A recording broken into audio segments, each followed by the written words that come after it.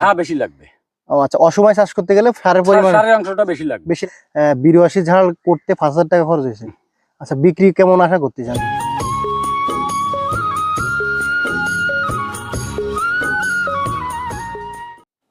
প্রিয় দর্শক, আসসালামু আলাইকুম। কেমন আছেন সবাই? আশা করি ভালো আছেন। দর্শক বন্ধুরা, আজকে আমরা চলে আসছি বাগেরহাট সদরে রঞ্জিতপুর গ্রামে। তো এখানকার একজন কৃষকের আধ্যাত্মিক কাজ দেখে আমি হতভম্ব। যেমনটি আপনারা দেখতে পাচ্ছেন, এই যে এখন অসময়ে চাল কুমড়ো চাষ করছে, এটা করার পিছনের কাজটা কি? মূলত এই কৃষক শালগম এবং টমেটো চাষ করছিল, সেখানে ভালো বাজার মূল্য না পাওয়ায় কৃষকের সে ফলগুলো নষ্ট হয়ে যায়। তো সেই বুদ্ধিটাকে কাজে লাগিয়ে কৃষক আগাম কিন্তু চাল কুমড়ো চাষ করে এখন ভালো একটা ফল তিনি পেয়েছে। এবং বর্তমান সময়ে চাল কুমড়োর কিন্তু বাজার মূল্য অনেক বেশি, কারণ এটা হচ্ছে অন সিজনের ফল, যার কারণে তো বাংলাদেশের কৃষক যেভাবে পরিশ্রম করে যাচ্ছে তার বুদ্ধিকে কাজে লাগিয়ে, যখন 2020-এ মহামারী করোনা ভাইরাসে আক্রান্ত ছিল সারা দেশ, অনেক উন্নত দেশগুলোতে কিন্তু খাবার সংকটের দেখা দেয়, কিন্তু বাংলাদেশের কৃষক কখনোই আমাদেরকে বুঝতে দেয়নি খাবার সংকটের কথা। তো প্রিয় দর্শক, আসেন আমরা এই কৃষকের সাথে কথা বলে জানি যে তিনি আসলে এই ধরনের চিন্তা কেন মাথায় আসলো, এবং আজকে এই অসময়ে চাল কুমড়ো চাষ করে দেখেন কত সুন্দর ফলন আসছে। এই যে ফলগুলো আমরা দেখতে পাচ্ছি, এই ফলগুলো কিন্তু এখনো পরিপক্ক হয়নি, এই মাত্র ফল ফলা শুরু হয়েছে। তবে বর্তমান সময়ে যে চাল কুমড়োটা লাগাইছে, এটা কিন্তু গাছ লাগানোর সময় এখন থেকে আরো 1 মাস 1.5 মাস পরে, কিন্তু এখনই এই কৃষক কিন্তু ফল চলে আসছে। আপনারা দেখতে পাচ্ছেন এই ফল কিন্তু এখন থেকে 1 সপ্তাহ বা 10 দিনের ভিতর বাজারজাতকরণ করতে পারবে, তো ভালো একটা মূল্য পাবে। তো আপনারাও কিন্তু এইভাবে একটু ব্যতিক্রম চিন্তা দিয়ে কিন্তু ভালো একটা কৃষিকাজে একটা সফলতা আনতে পারেন। দাদা, কেমন আছেন? ভালো ভালো আছেন আপনি? আচ্ছা, ভালো আছি। তো আপনি এই অসময়ে চাল কুমড়ো চাষ করে তো পুরো একেবারে তাক লাগাই ফেলাইছেন। মানে কি করবো, বাঁচতে হলে তো করতে হবে। এই যে টমেটো, বেগুন কিংবা কপি লাগাইছি, জি, লাগাই তো তারা তো ধরাই খাইছি। ধরা খাইছেন, কত টাকার মতো লস গেছে? ও ধরেন 20,000 টাকা মতো লস গেছে। 20,000 টাকা? হ্যাঁ 20,000 টাকা। আচ্ছা, তারপরে? আর এমনি মাল বেচলি 5,000 টাকার বেচা কিনো। আচ্ছা আচ্ছা, 5,000 টাকা বেচা কিনো। তো কিভাবে চিন্তা করলেন যে এখন আমার চাল কুমড়ো লাগাইতে হবে? আমার বাঁচতে হলে তো ফতারটা করতে হবে। আচ্ছা আচ্ছা আচ্ছা, যে কোনো ফতারটা বাড়িতে হবে। জি। ওই তারা ওই যে ওই বেড়ি দিক টমেটো সব মরে রাখলো, ফসে যাচ্ছে। এই মুহূর্তে করি কি, এই জায়গায় এসে এই গাদা বানায় বীজ রুয়ে বানায় এই গাছ এই ফলাইছে। আচ্ছা, প্রিয় দর্শক দেখেন একজন কৃষক কতটা বুদ্ধি খাটায় আসলে কাজ করেছে। তো দাদা, আপনার এই খরচ হয়েছে কেমন এখন অসময়? ওই 1,000 টাকা খরচ হয়েছে। টোটাল 5,000 টাকা খরচ হয়েছে। ফলন তো মাশাআল্লাহ অনেক সুন্দর হয়েছে। আশা করতেছেন কেমন কি বেচা কিনা হতে পারে? হ্যাঁ, আশা করতেছি বেচা কিনি 20-এর পরে হবে। আচ্ছা, এই অসময় চাষ করে কি কোনো রকম পোকার আক্রমণ পাচ্ছেন কিনা? এই সমস্যা তো সেই জায়গাতে। আচ্ছা, এই জায়গায় ভয় পাই এবার কি করলাম, এই পোকা দেখে এই ফান আনলাম। জি, দোকানে যে বললাম যে এই ব্যবহার কি করা যাবে, যে ফান নিতে হবে।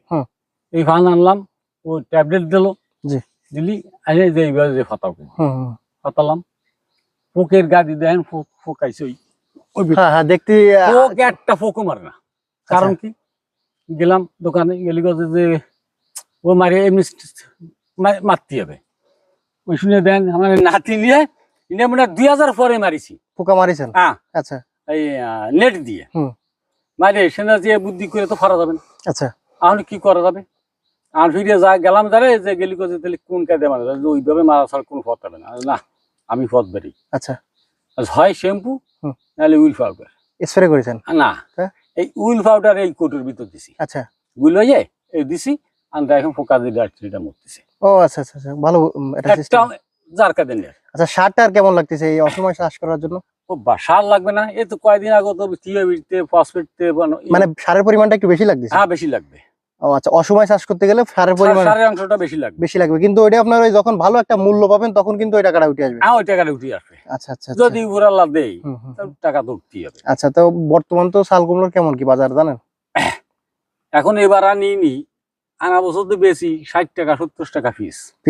তো এবছরে অসময় করার জন্য একটু বেশি হবে?